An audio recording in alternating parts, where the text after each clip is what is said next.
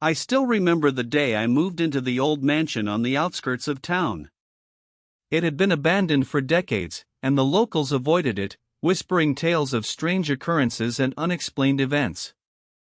As I stepped inside, I felt a chill run down my spine, but I dismissed it as mere paranoia. The air inside was thick with dust, and cobwebs clung to the chandeliers like macabre tapestries. I began to explore, my footsteps echoing off the walls as I made my way deeper into the mansion. Every step creaked beneath my feet, and I couldn't shake the feeling that I was being watched. I tried to tell myself it was just my imagination, but the sensation only intensified as the days passed.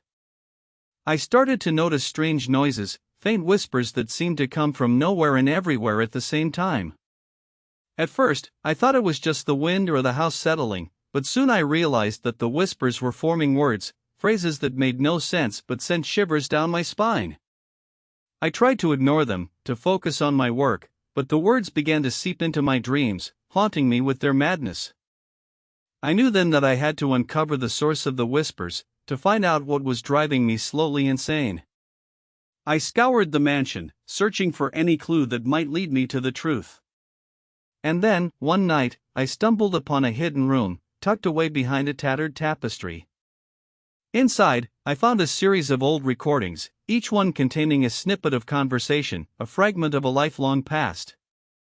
As I listened, I realized that the whispers were not just random sounds, but a message, a warning from someone who had lived in the mansion before. The recordings spoke of an entity, a presence that lurked just beyond the edge of perception, waiting to consume anyone who dared to enter its domain. I knew then that I had to leave, to escape the mansion before it was too late. But as I turned to flee, I heard my own voice, whispering back to me, echoing off the walls with a madness that was not my own.